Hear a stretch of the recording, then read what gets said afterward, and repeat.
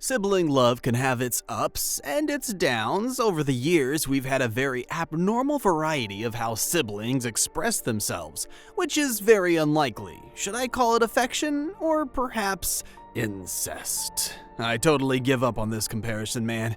One thing I do know is that anime bonds people. Personally, in my house, the only time we get to express sibling affection is when we get to sit and watch an episode of Naruto, like we didn't try to drive a knife into each other the previous day.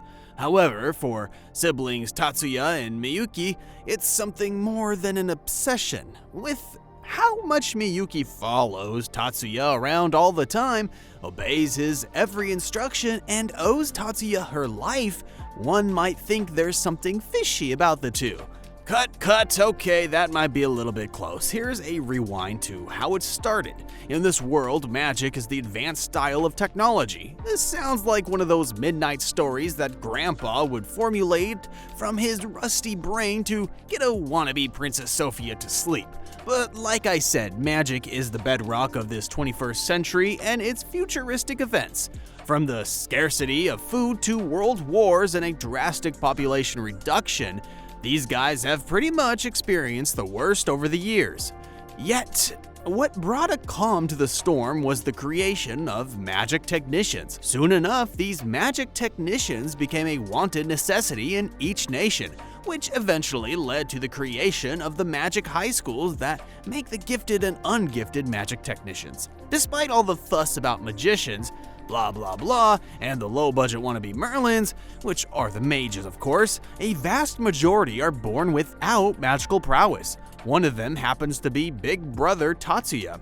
Look, there's no problem with being average unless you're below 6 feet tall or born without magic. These guys excel in the art of mechanics as well as physical combat. The only problem is that they don't fit in the category. Read my lips. It's a magic school to create magic technicians. Best believe you get what you're looking for in a magic school being born without magic. Is it bullying? Oh, that's just the start of it. The unfair treatment? That's just the beginning. The students without magic are regarded as the second course, aka the mediocre class. For a nicer way of reference, they've collectively called the weeds. Meanwhile, the students who get it. They fit into the category and they're collectively referred to as the blooms. Yet, if you take away magic from them, they'll become defenseless, nothing that will be piped in any fight. That aside, the blooms hold the major positions in school, be it class president, council president, they've got it. So much so that Miyuki is chosen as a representative to the incoming freshmen, just because she attains one of the best entrance scores and she happens to be a bloom. But then again, there's Tatsuya. He's that one student with the best score the academy has ever attained. Talk about a family of many talents. One problem is Tatsuya can't shoot fairy sparkle dust from his fingers, and this school doesn't give a shit about merit. Just be a low-budget Marilyn and boom, you become a bloom. Before Miyuki gives her speech, we get to see her vent her frustration that Tatsuya's greatness is overlooked. But then again, nobody gives a shit about that. Life just has to move on. Someone asked me what anime character I'd like to be, and if I were stuck in an anime world, the answer is simple. I want to be that one character that pulls the bad bitches, Nanami preferably, so I can pull babes in the anime world and also pull your girl. From the onset of the opening ceremony, we get to see Tatsuya do that effortlessly. Not only that, they also happen to fellow weeds like Tatsuya, which is very good for him. However, it seems one of Tatsuya's new friends possess an ability that's a threat to him. Mizuki. She might be foresighted, but not blind. Yeah, she definitely looks like she can get the got 3000. Apparently, this man has skeletons in his closet, and the last thing he needs is to reveal them. Or some good girl in glasses coupled with some big tits to ruin his plans with her ability to read auras. Putting this out there in case any bad bitch wants to ruin my life, I'm very much available and vulnerable. So Miyuki arrives and misinterprets the whole situation with Tatsuya and the girls. She thinks these girls are her replacement, but no, Miyuki, when you're bad, you're bad. Plus, Tatsuya quickly sets the record straight, along with an introductory exchange between the girls. But then again, while all this happens, the mini-group is unaware that the council president Mayumi is waiting. The audacity of this weeds, though. Her presence was a complete ghost mode to them. Like a real father's appearance in Naruto's life, don't you think it's funny that the best characters and backstories are built on daddy issues? Moral lesson, leave your child today for character development. Back to the story, guys. Let's not get thrown off from the main point now. Later on, we get to see another side of the siblings' lives. Turns out Tatsuya does not only face discrimination at school, there's also a big family scandal behind the scenes. A family scandal because he's not the family guy. They made a congratulatory call to Miyuki, by they, I mean their family. At least that's what Miyuki calls them. But then again, Tatsuya receives nothing. He chose to attend a school that doesn't give an F about him, whereas that was just him ignoring his father's wish to take over the family business. Now imagine the consequences of his disobedience and cross-match to why they despise him. Blood definitely is boarding one hate train. He also has to keep Miyuki from losing composure to this reality. Later on, we get to see another part of the siblings' lives under the mentorship of Sensei. He's not the conventional type of shinobi master. A grand welcome with a party and gifts? Count it out. Matter of fact, he welcomes his students with an ambush and tries to flirt with Miyuki, typical degenerate attitude. And for the worst part, Miyuki looks like a minor, I'm sorry. Blood would definitely probably hit anything under a skirt. Fortunately, that's one thing Tatsuya won't allow. His big brother defensive antenna caught up to the act. But this rewards Tatsuya with a fight against Sensei, and it turns out that this bald-headed man has prestige as the greatest shinobi currently in rulership. But the hair on his head is an exception. In the end, Tatsuya falls to the floor exhausted after the mini sparring session. Sadly, Sensei still solos him. School life begins immediately after. As we all know, there's always drama lurking behind the walls of the classroom. It isn't Leo, that one student that feels like he knows it all, and Erica, that one student who can't stand his sass. Another beautiful start as Deku versus Bakugo. These two were about to go head-to-head in the class.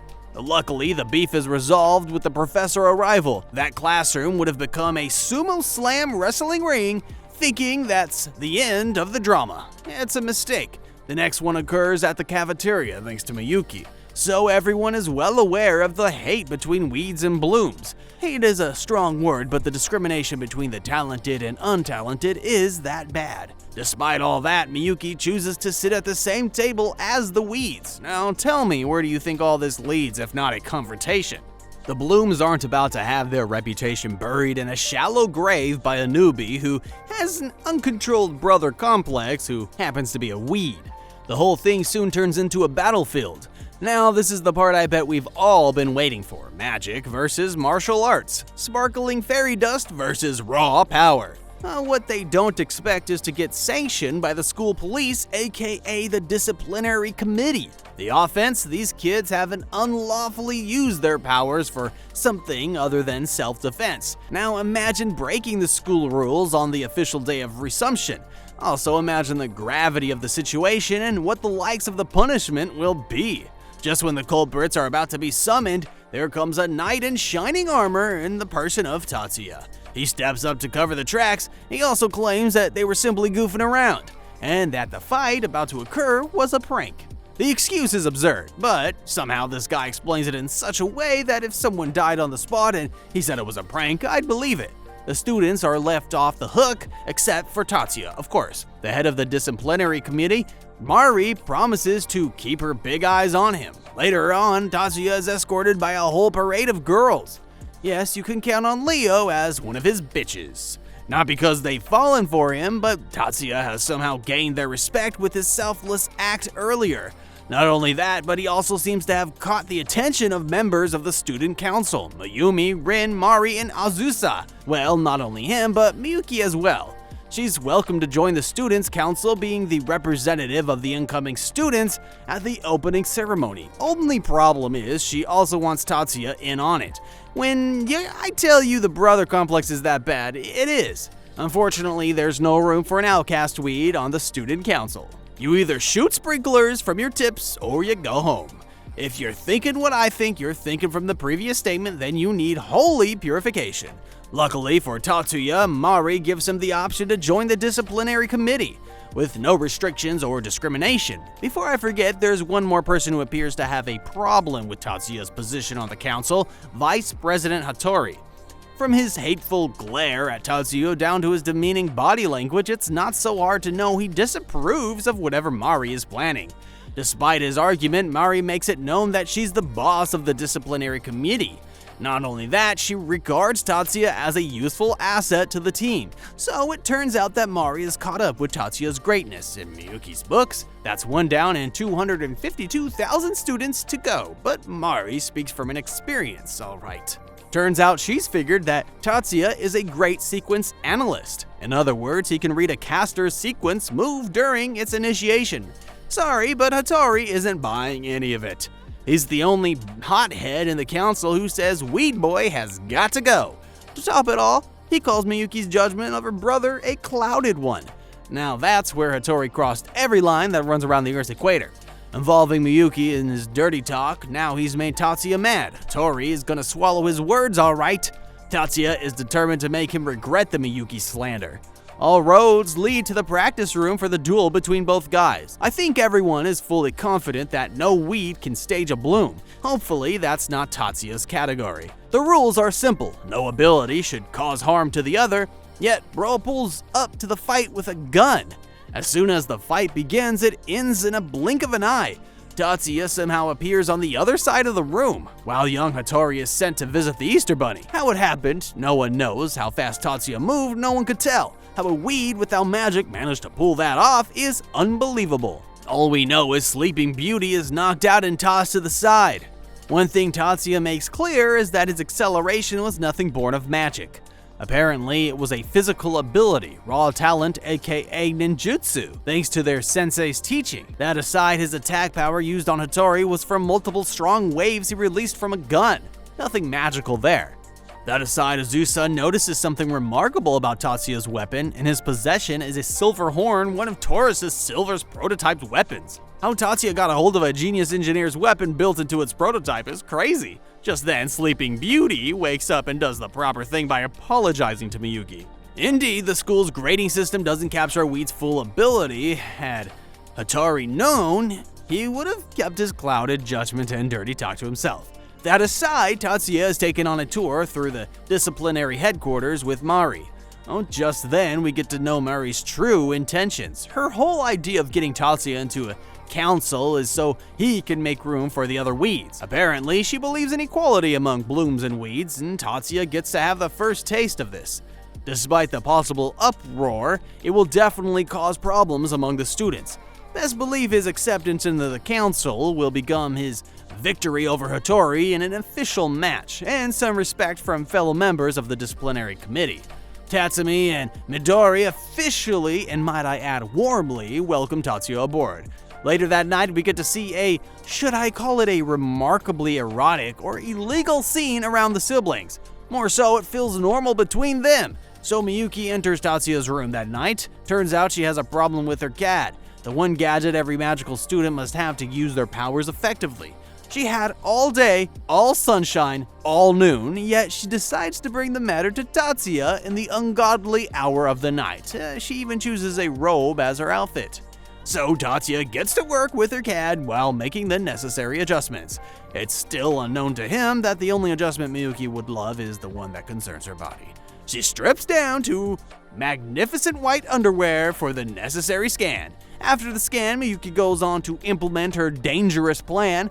While in close intimate contact with Tatsuya, Miyuki asks the ultimate question. She wants to know if Tatsuya sees her as a woman, or if he'd rather have Mayumi or Mizuki by his side.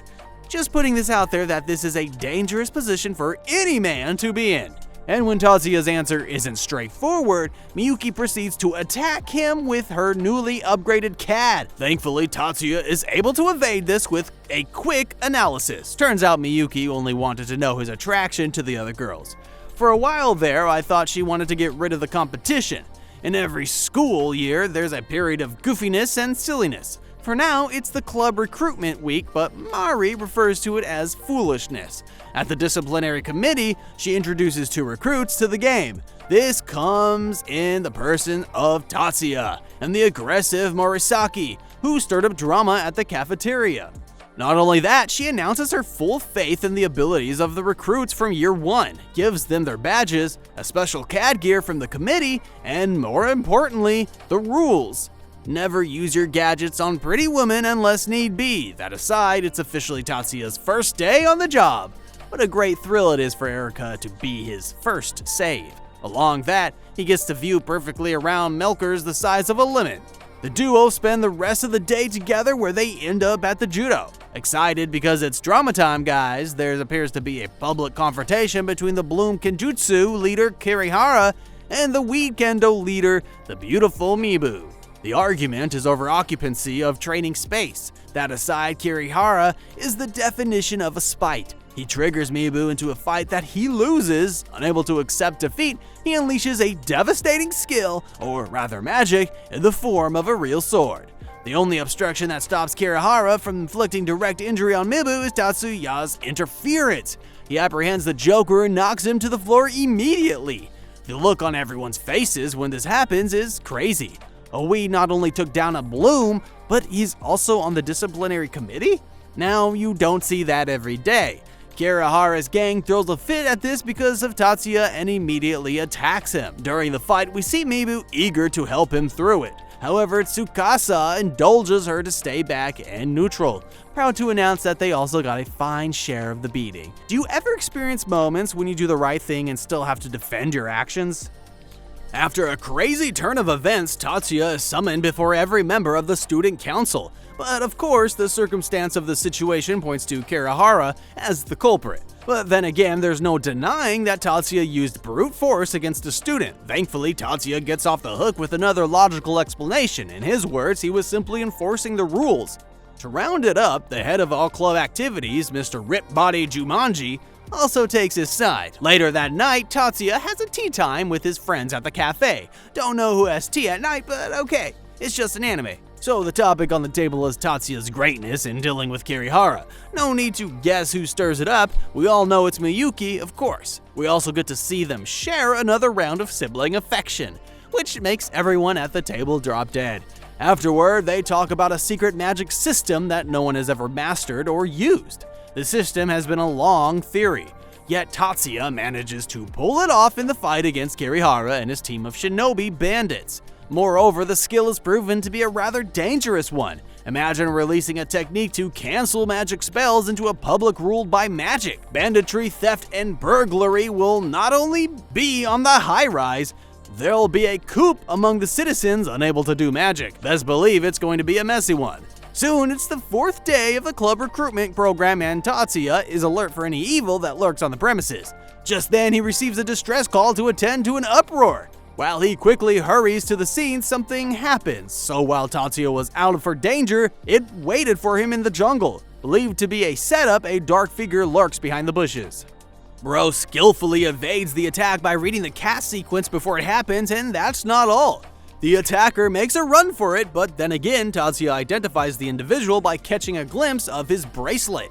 That aside, it's also revealed that Tatsuya has gained a great reputation in the school with his recent activities. News spreads about that one student who gets to see beautiful twin female peaches every time he saves a lass in distress. Okay, I'm kidding. But the news that circulates is about a mysterious first-year student who single-handedly defeated members of the Kenjutsu team without magic. I think everyone can finally see what Miyuki has always been saying and preaching. Yet, as his younger sister, she takes priority in looking out for him, also ensuring that he doesn't get used for his skill or harbor people who want to harness it for their advantage. Later on, Tatsuya honors Mibu's invitation for a brief talk. What's with this guy and pulling the baddest bitches anyways? So Mibu's topic of discussion is pretty straightforward. She wants Tatsuya to join the Kendo Club. Now, it's not just about recruiting one of the best students into her team. Turns out that Mibu is a big hater of the student council and every Bloom in the school, which is crazy. Actually, she's sick of the unfair treatment with the weeds and wants action. First of all, listening to Mibu talk is a thrill for Tatsuya. But after creating a club for weeds and then revealing their course of action to be the school, will it change anything? Will it change the long-term reign of discrimination? With Tatsuya's few questions, he declines Mibu's offer and also leaves her dumbfounded. Like they say, when you're popular, literally everyone's eyes and attention are on you. Soon, word spreads all over the school about Tatsuya's meeting with Mibu. No one exactly knows the content of their conversation. However, Mibu was clearly seen flustered at Tatsuya's compliments. Pretty sure Miyuki is aware of her competition by now, but that aside, Mibu's complaints and plan reached to the committee's table.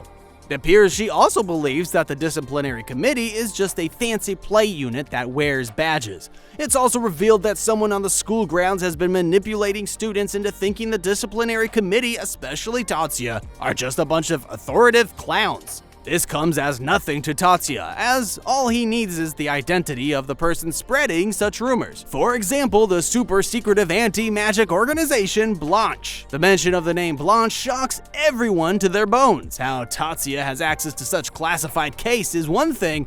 His thoughts on the situation is that the activities of Blanche as well as an anti-magic organization be brought to light in the general public. However, the government is so determined to hide its skeletons underground. That aside, he sends another flattering comment Mayumi's way unintentionally. Dear Miyuki, at this point, till then, Tatsuya waits Mibu's answers to his question. Later on, Tatsuya is invited to get his records updated by a nurse in the institution. Personally, I'd prefer she nurses me on some more marvelous ditties, and then swim in the depths of her thickness. That aside, Tatsuya successfully completes her session with a straight face. Bro is a loyalist to the core. But then again, a shocking revelation is made.